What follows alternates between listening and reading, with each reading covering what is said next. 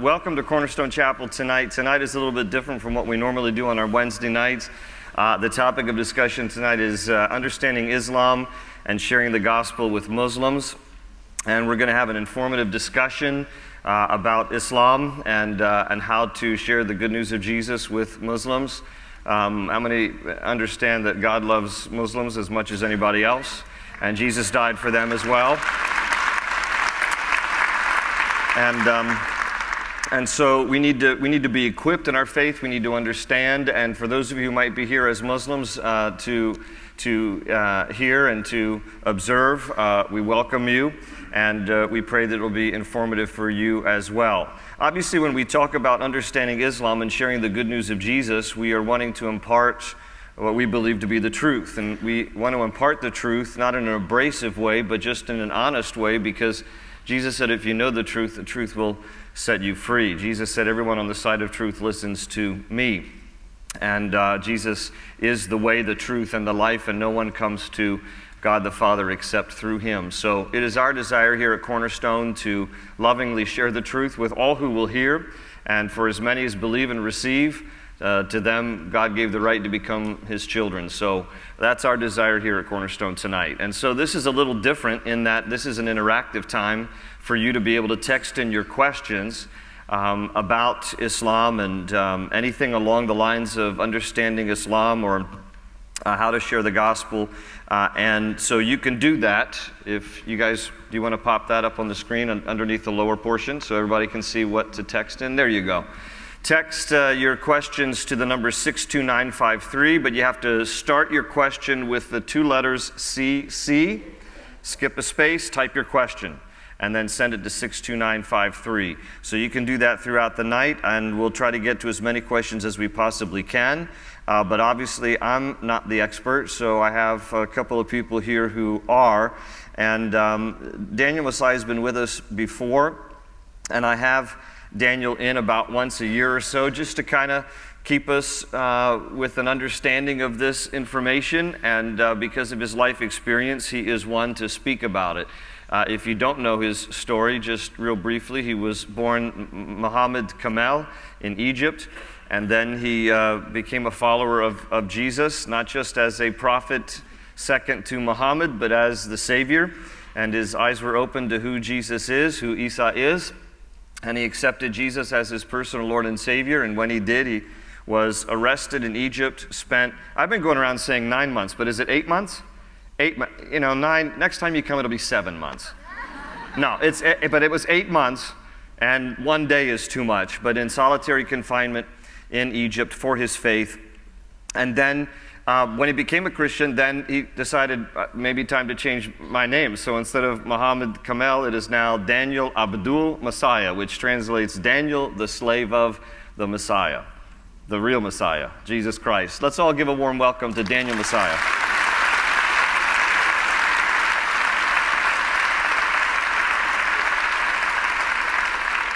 Come here, brother.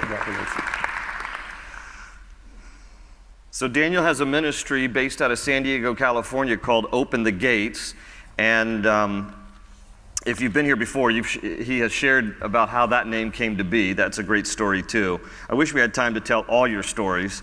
But he puts out a newsletter called, guess what? Open the Gates. Open the Gates, as you would say. Open the Gates. Yeah. And this is going to be available as you exit to as many as we have supplies for. So the ushers will have these on the way out. And if you don't happen to get one, you can go to openthegates.org and learn all about his ministry. And he just pointed this out to me. I didn't even know. He has a little feature of me in here. I didn't even know this. He is my Egyptian brother from a different mother. Because he's very funny. And only Egyptians are funny. Yeah. Egyptians are the only funny people, and I discover he's very, very funny. And so, but what you've actually done is you've taken some of my teachings and you have then translated them into Arabic, and your ministry has a satellite. Correct. Called the Rock satellite. And you can watch it even from your computer 24 hours, and therocksat.com. Yeah, the Rock SAT.com. Okay. And on Sunday morning, always Pastor Gary in between 9 and 3 afternoon. On the satellite. On the And so satellite. where is that going? Just so I Going know. It's going to Middle East. It's going to almost Great. 30 million. That's fantastic. Muslims. To how many? 13 million? Yeah, 30 million. 30? Yeah, and I will take him with me to Egypt next year. Is that right? Yeah. And Africa. And Africa? Okay.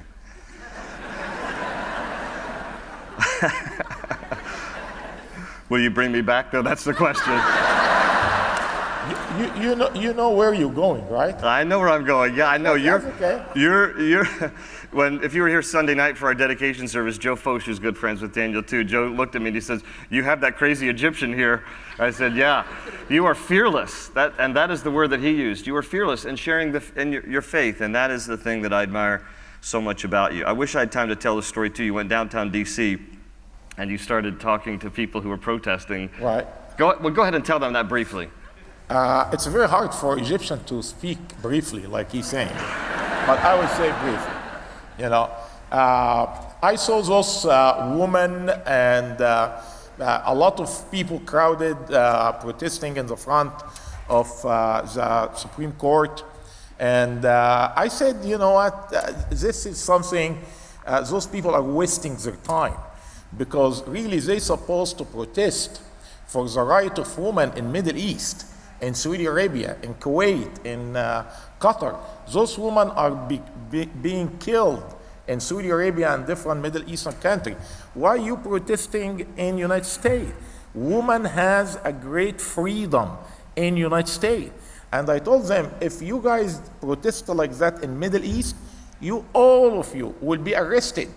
You enjoying freedom. You should thank God for America and what God is doing in your country. And all the camera news start coming. All the news cameras came to him as he's talking to all the protesters. Yeah, and you will see me in one of your channels, you know. I'm not sure, you know. But I like action, you know. Okay, well, that was actually one of the questions, so I don't know if you want to talk about that more, and I have to remind you too, because I know the sound folks the microphones are on the table. Yeah. No hitting the table, please. Okay. All right. I will not.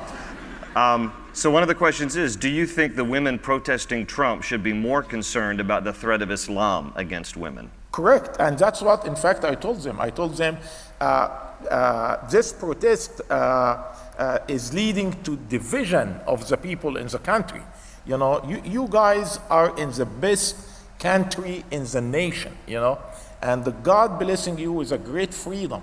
The only winner in this protesting is Islam, because instead of dividing the United States, we need to help those women in Saudi Arabia, in Iraq, in Pakistan, in Afghanistan, to be free from Islam, and helping those women to come to know the Lord. But I believe if Islam come here to United States and Sharia law becomes the law of the land, women here will be suffering a lot, you know. But right now, under our constitution here and our new president, you know, we enjoying freedom.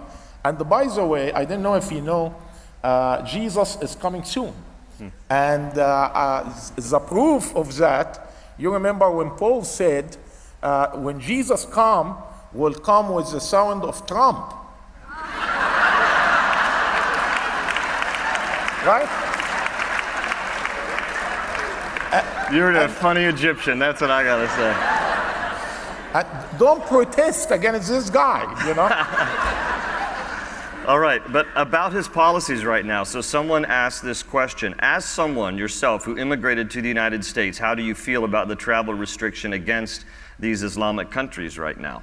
You know, of course, it will be hard for those immigrated families, especially for kids and wives, you know. But we already have, God sent us a lot of refugees, and I believe in God's sovereignty. And when Trump took office, I think the Lord wanted us to focus on what we have now. We have millions of Muslim in our land. And we need to share the love of God with them. You know, in my case, for example, when I became a Christian in Egypt, and I got persecuted, you know, at that time, I have nowhere to go. I have no country to go. And I never thought to flee from Egypt. But my church adopted me, and my church started helping me in Egypt. And that is what we call it, the city of refugees. And God wanted every church in the United States to start helping those refugees here. You know, and God later opens the door for me to leave Egypt to Spain, and from Spain I came to United States. You know, but we believe in God's sovereignty. This is a different time, and we need to accept God's will. You know, and when He put a man in the White House, we need to respect God's will, and we need to work together to reach out all of those millions in the United States. And so I've gotten several questions on the whole phrase Islamophobia. Some people accuse Americans that we are Islamic phobia. What are your thoughts on this? What is the church's role and responsibility in battling Islamophobia? What are your thoughts on that, Daniel? You know, I believe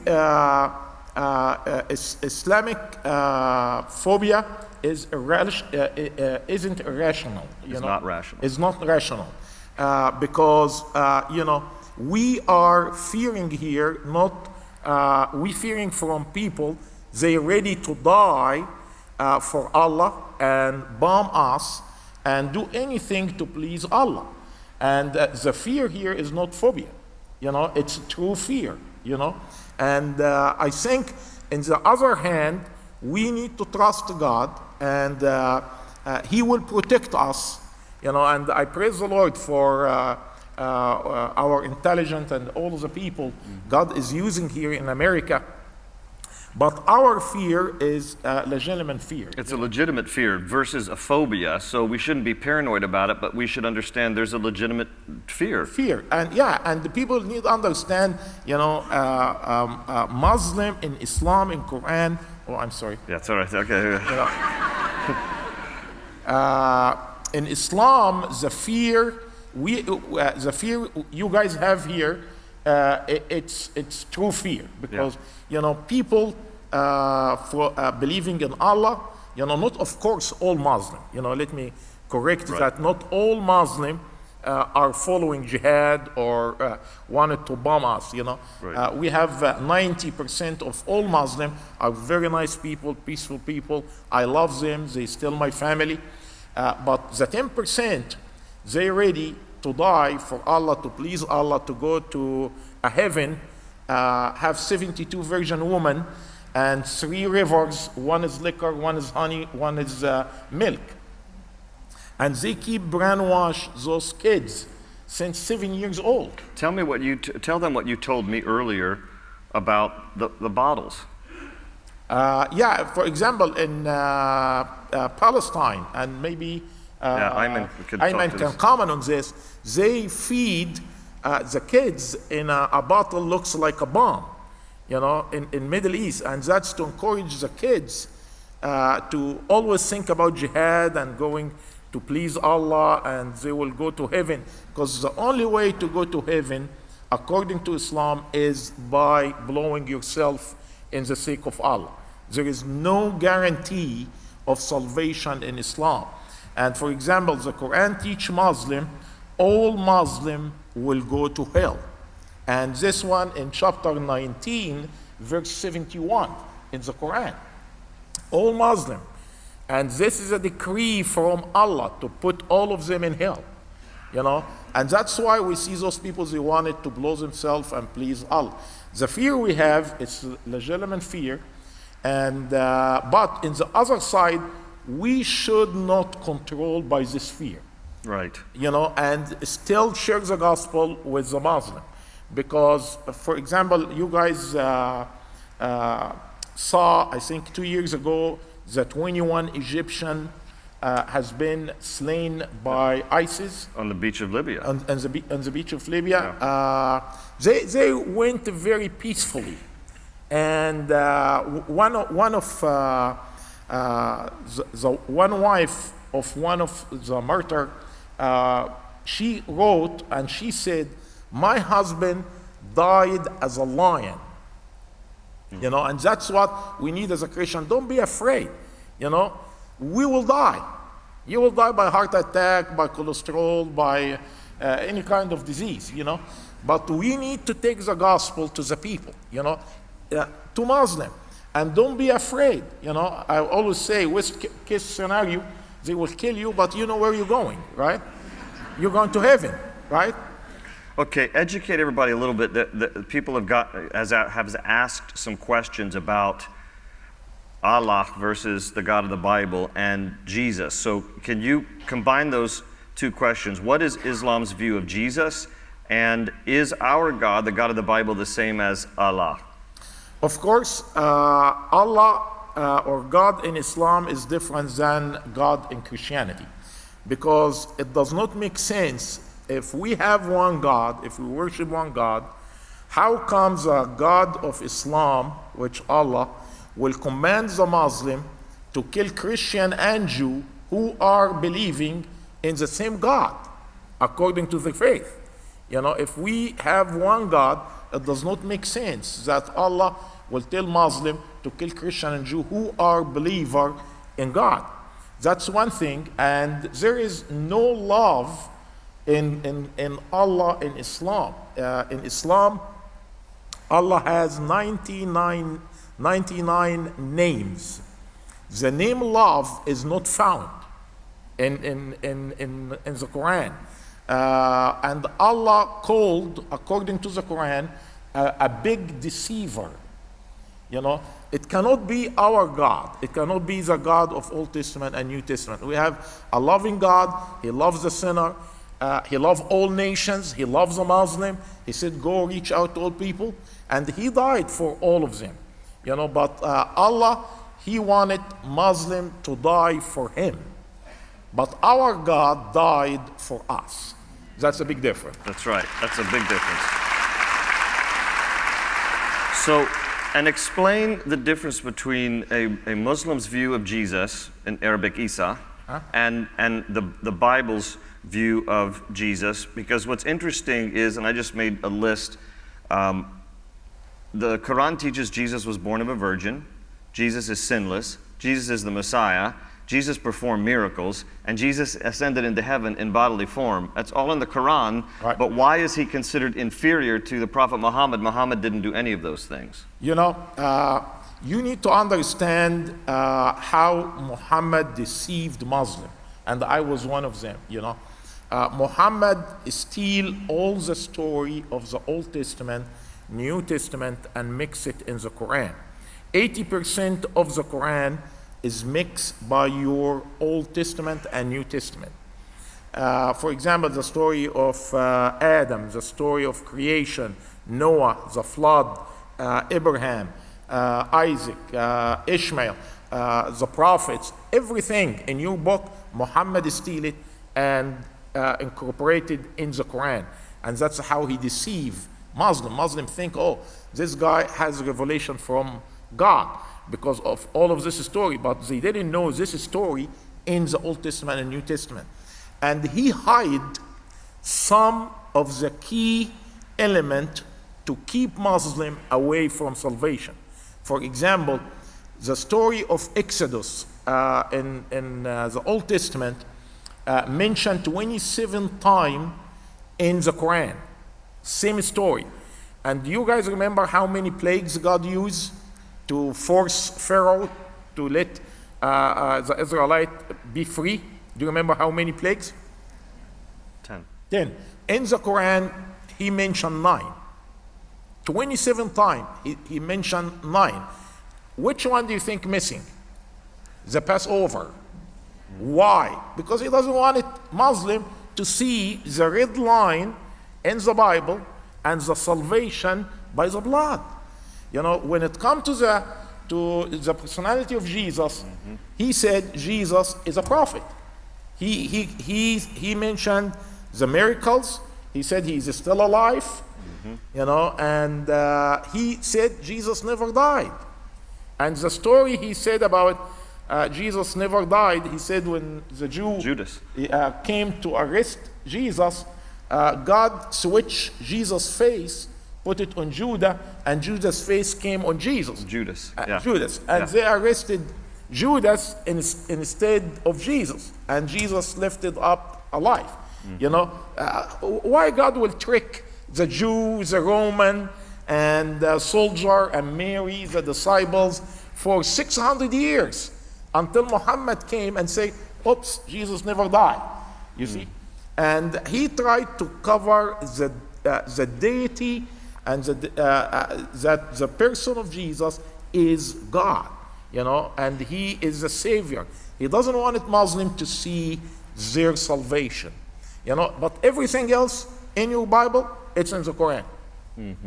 But there's some corruption though, like in the Quran it says Lot's wife stayed behind and perished. And yeah, with a little change. There's quite a few errors too. But so you need to read my book. I have read your book.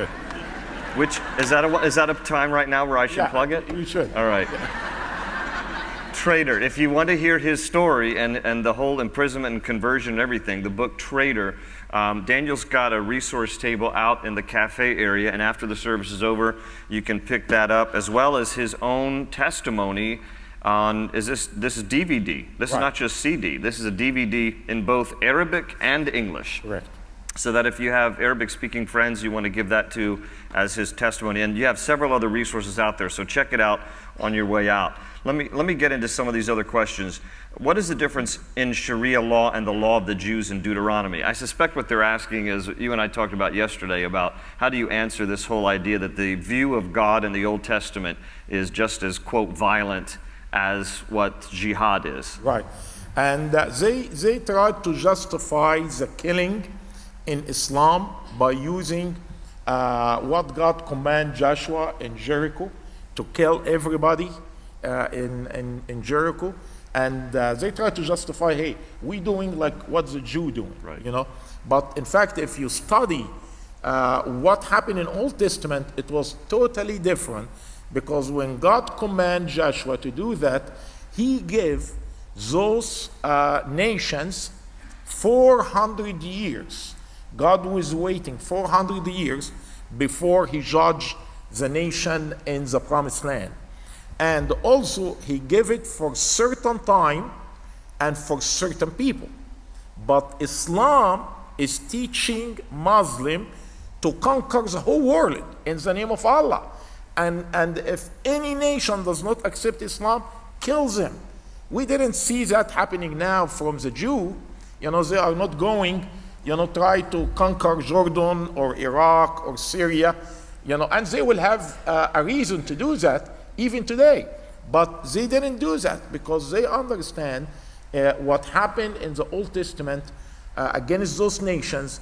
They were adulterers, they are pagans, they didn't believe in God, and they has not been repenting for 400 years. Now it's time for the judgment. But you commanding Muslim to kill Christian and Jew who worship God, who love God, and believing in God, it does not make sense. It's a big difference. And in Genesis 15:16, it says, in the fourth generation, your descendants will come back here, for the sin of the Amorites has not yet reached its full measure. That's the 4 generations. For 400 years, God was patient with the sin of the Amorites until he then brought judgment. But that's very different from slaughtering people to advance your religion. And also the Sharia law is different than the law in the Old Testament. Sharia law, for example, it's the way of life for every day a Muslim living. He should follow Sharia law. And Sharia law even controlling which feet you put in your bathroom, which hand you use when you open the faucet. You know, it's all details, you know, about how you live, how you walk, how you wear. And this is different than the Old Testament. The Old Testament law, it's the 10 Commandments and some other laws. They never harm the people, but taking people up in their relationship to one another, protection. But Sharia law, for example, saying a husband can beat his wife. Yeah. If she disobey, first he can put her in a closet and lock her for a couple of days. If she didn't repent, then he can beat her up, which sometimes is good, Gary. What do you think? No, I'm kidding. No. But no, I'm kidding, But I'm telling you guys, the Sharia law, when you study the Sharia law, it's very, very dangerous laws. And that's what Muslims even try to do it here in America. In some states, they try to force it, and they use front organization to push the Sharia law. And if Sharia law became effective here in the United States, all women I see now, you need to cover your hair, and you can't shake any man hand, you can't wear any regular clothes. And that's why we have a dangerous, coming to our land. But we praise the Lord for President Trump, because he understands what we're facing now. Yeah, and he's getting some backlash because it sounds very, quote, un-American to be as protective, but from your experience, Trump has a genuine understanding of the real threat of Islam in the world. Yeah, I think, for him to be in the White House now, I believe God is giving America another chance, and the God, in His grace,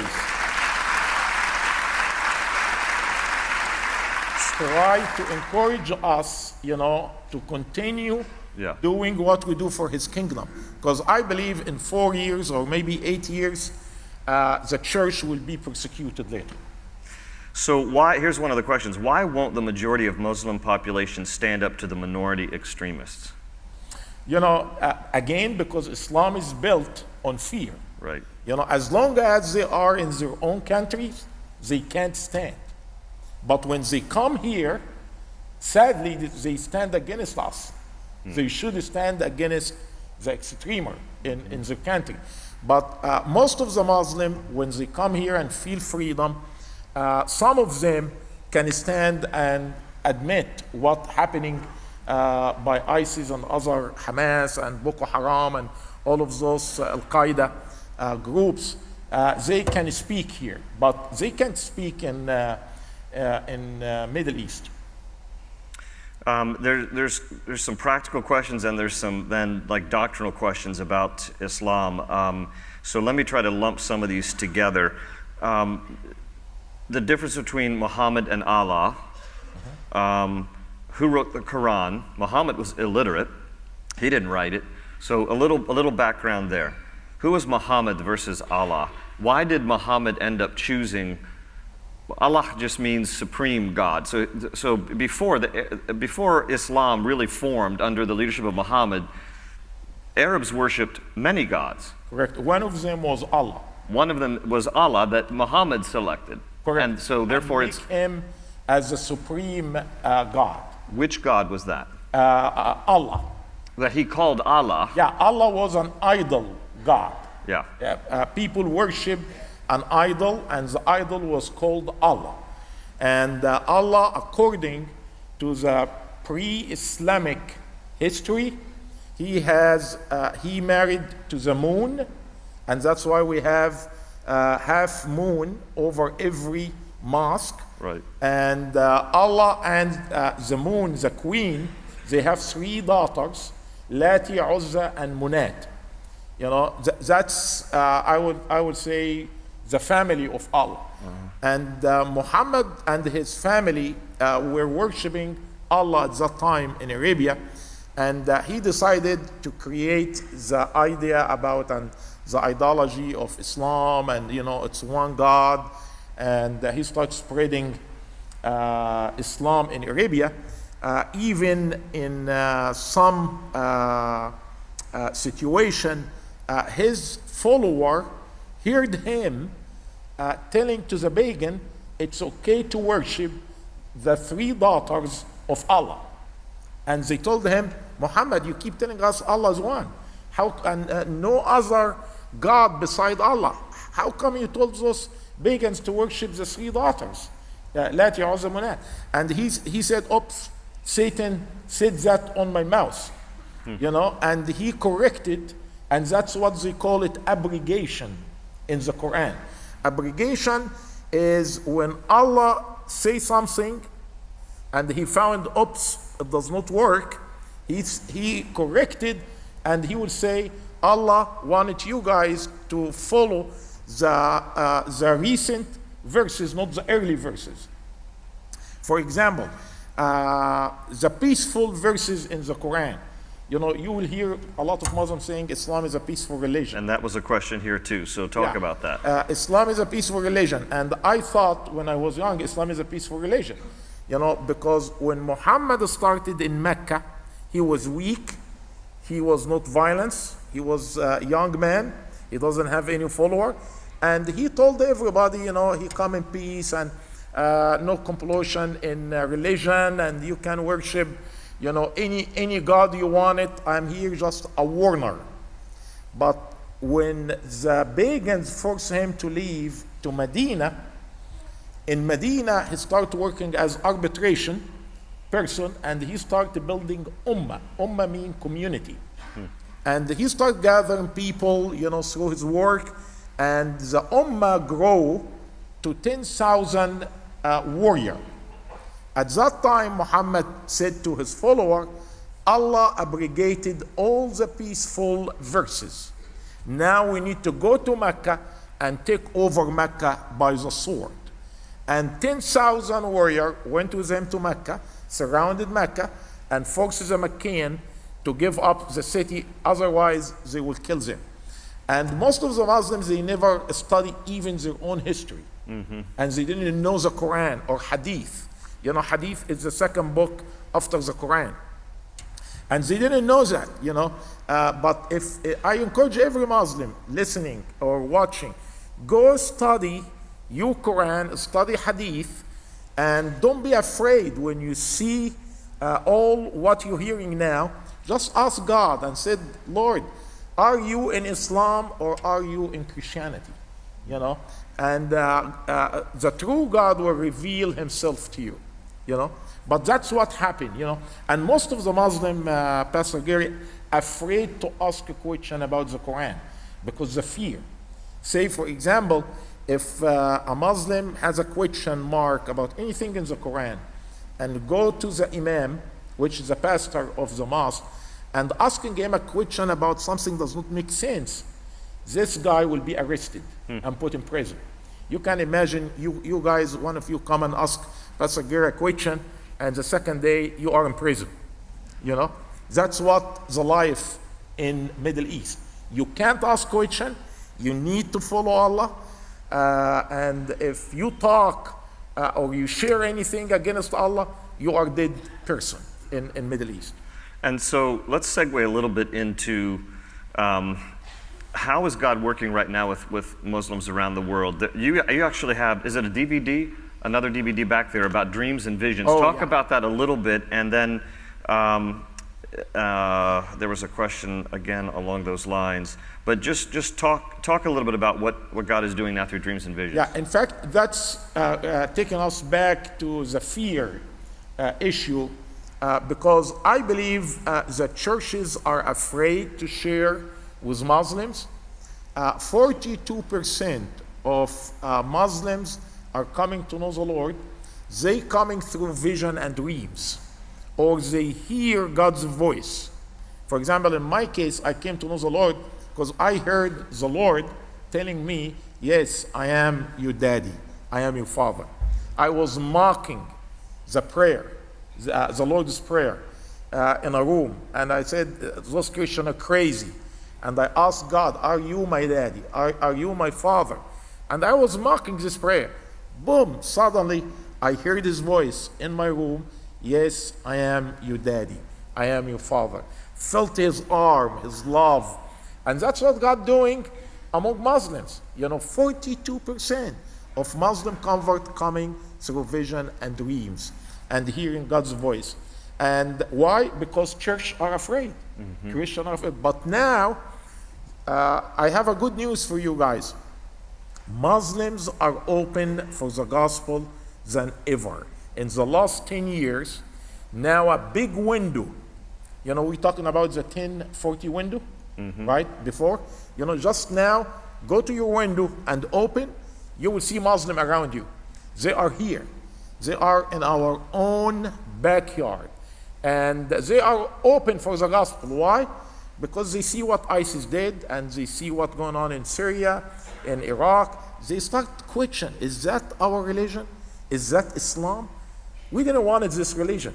And they start asking Christians, talk with us about Isa, about Jesus. And Jesus started appearing to them. And I encourage you guys, don't be afraid. Don't be afraid. When you see a Muslim, hug them, talk with them. You know, they're too afraid to ask. Yeah. And so we have to get beyond our fears and to reach them. And so I got a question. My middle school age son has several Muslim friends. What is the best advice you could give him on how he could share Christ without offending his friends? So translate that too for anybody in the workplace, with your neighbors. What's the best approach to opening the door to sharing the truth about Jesus with Muslims? 3 keys. You can win any Muslim if you follow 3 keys. When you see a Muslim in any place, don't hit them with the Bible. Talk with them about food. Can you do that? Everybody loves food, right? Yeah. And second key, invite yourself to their home. You know, don't be hesitate. In our culture, if you meet me, if Gary see me and say, hey, Daniel, you know, I love to come to your home and eat. I will call my house, hey, Gary's coming, everybody will prepare food and welcome him. But if I see Gary in the street and tell him I wanted to come and eat in your home today, guess what he will do? He will take the cell phone and plan me for 6 months in advance. That's your culture. 3. Yeah, so okay. But that is our culture. We don't invite ourselves over. But that's acceptable in Arab cultures. Right, and I encourage you, get out of your comfort zone. Don't be afraid. Worst case scenario, they will kill you. That's okay. No, I'm serious. Nothing will happen. You can go to our website. I have a Bible student. I taking them with me to visit Muslim refugees. Yeah. And they love it. And now Bible college students, they're calling me every Friday, say, hey, Pastor Daniel, we need to come and visit the refugees. They go there, we drink coffee, Turkish coffee and food. We learn Arabic from the refugees. They teaching them English. It's time, church. Don't be afraid. Start move out and bring those Muslims in. So let's talk about this a little bit. I forgot the 3rd key. What's the 3rd key? Yes, thank you. Okay. You know, the 3rd key is when you go to their home, you can ask them for an interview. And I have a 50-question interview. When you go to their homes, around the meal, enjoying the meal, tell him, hey, by the way, I'm studying Islam, and I have 50 questions to ask you about Islam. And you can get those 50-question interview from our website or from here. We have it at the cafe table too. And most of the Muslims love interview, you know, and just try those 3 keys. Food, go to their home and do the interview.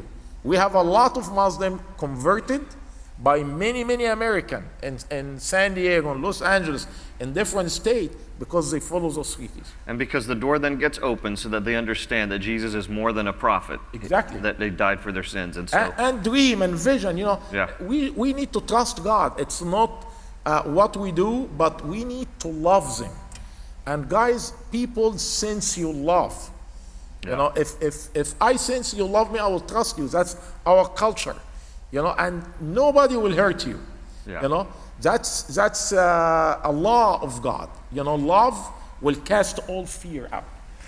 I can't believe I've only got about 20 minutes left, and I want to talk a little bit about what you're doing with refugees. You are, because refugees in the San Diego area, they don't have a particular, like, it's not like a tent city, but you will go into their homes, right. and you're able, because you invite yourself. Correct. And you're able. I love food. And you love food. And so it's a good combination. But I wanted to show, there's just a 1.5-minute video, if we can cue this up, to show you all what he's doing with little cities of refugees in their homes that he goes to visit. So take a look at the screens. As of today, there are 27 million people worldwide who have been forced to leave their homes, primarily from the Middle East.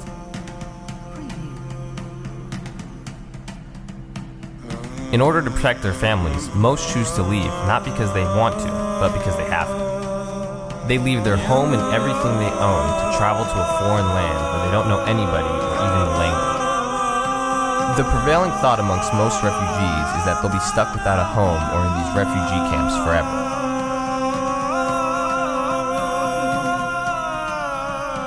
However, the good news is that the U.S. has let in more refugees in 2016 than they ever had at any time in history. Although the new president may change this for 2017, there's still a lot of work that we can do for those who have made it here, which is why we've started the Cities of Refugees. What makes this even easier, we don't even have to go to them. They came to us. The mission field is right in our own backyard, and our goal is to share the love of Christ with them. These aren't bad or scary people who we should be afraid of.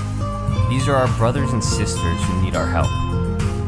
Who would have thought 300 Muslims would attend a Christmas celebration, or a Muslim woman fleeing from Syria would ask us to pray for her? This is dangerous for them, especially coming from a country where they could get thrown in jail or even killed for believing in Jesus. That's why our goal is to create community centers across the United States to not only show them the love of Christ, but give them the resources to become productive members of society, learn English, learn how to get a job, and ultimately experience the grace of God. Anybody and everybody can help. All you got to do is reach out. To find out how you can be a part or to learn more on how to get involved, please visit openthegates.org. Here with Daniel on this trip is his son, Johnny. Johnny, come on up. Talk a little bit about the City of Refuge that you guys are doing in the San Diego area. Let's welcome Johnny.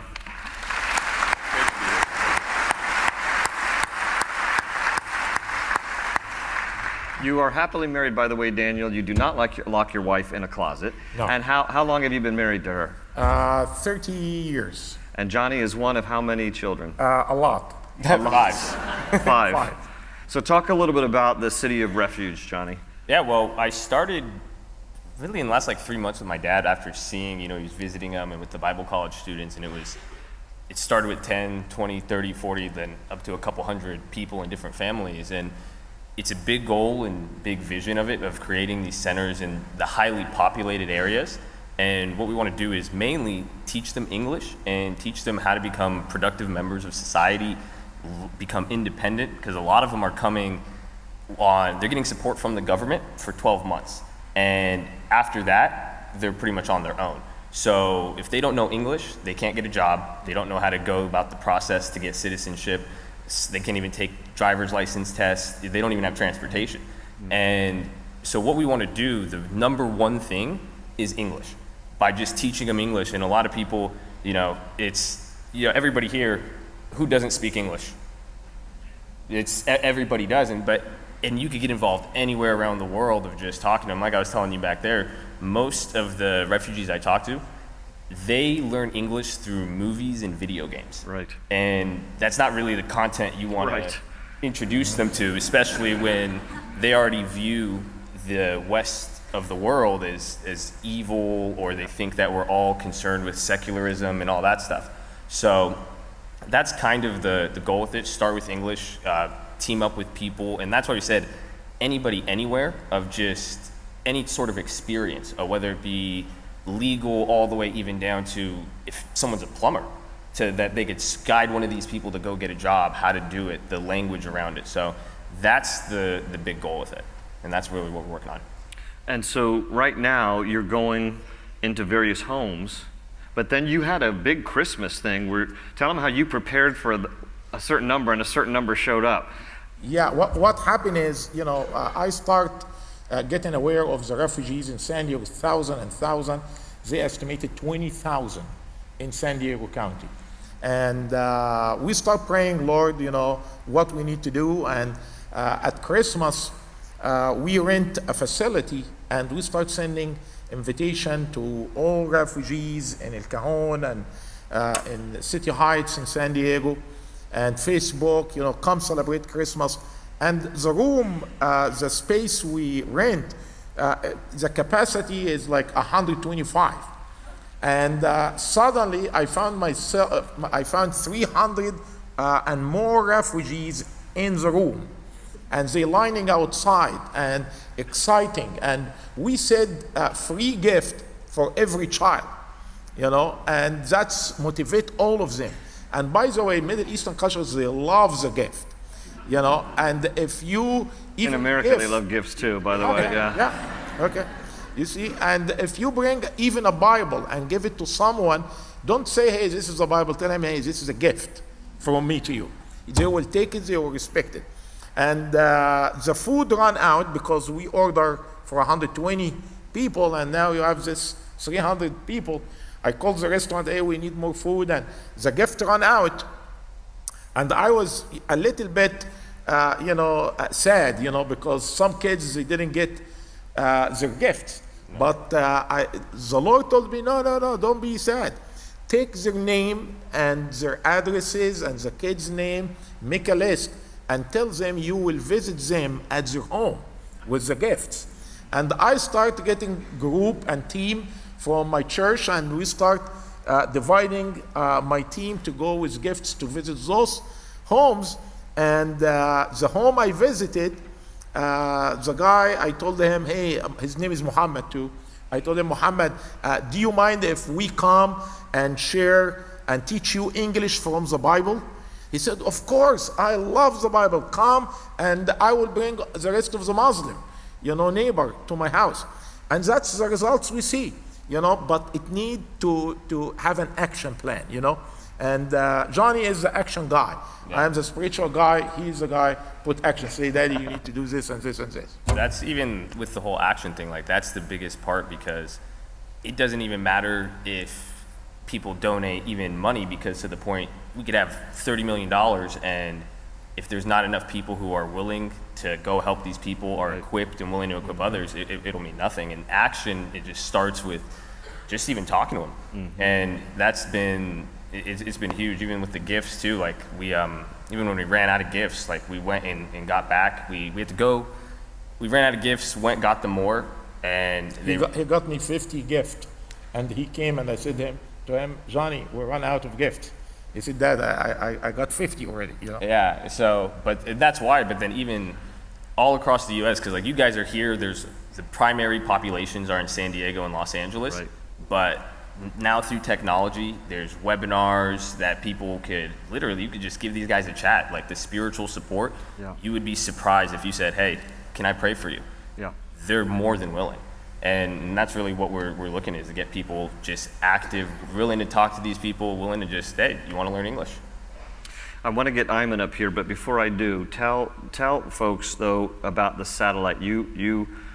Because I want people to be aware. We're not begging for money, but I at least want people to be aware. You have a satellite, and you need to. What is it? We praying for TriCast. Yeah. And a phone system, because it will help people to call us and live during the program. And this broadcast is really going to many millions of people. And I'm going to Australia next month because the Arabic language is the second language in Australia now. Did you know that? Yeah, in Australia. You told me that yesterday. Arabic is the second most common language in Australia now. In Australia. And Calvary Chapel Church there, they contacted me. They said, we need someone to help us and equip us how we can reach out to them. And we start working with some Arabic churches and American churches. And I'm going next month, and I wanted you to pray for me because we try to encourage the Christian to even print a card with a satellite address. If you meet any Muslim, you can tell them, hey, this is an Arabic channel, you can watch it. Don't explain too much, just give him the card and say, this is Arabic channel, and you will see great programs there, and I love you, and that's it, and everybody can do that. And Pastor Gary on our satellite, like I mentioned earlier, and he's very funny, and I think Middle Eastern will love him, Now I'm jealous of you, I want them to love me. Yeah. All right. I thank you, Johnny, so much for explaining a little bit more about Cities of Refuge that you guys are doing. We appreciate that all that you're doing. Thank you.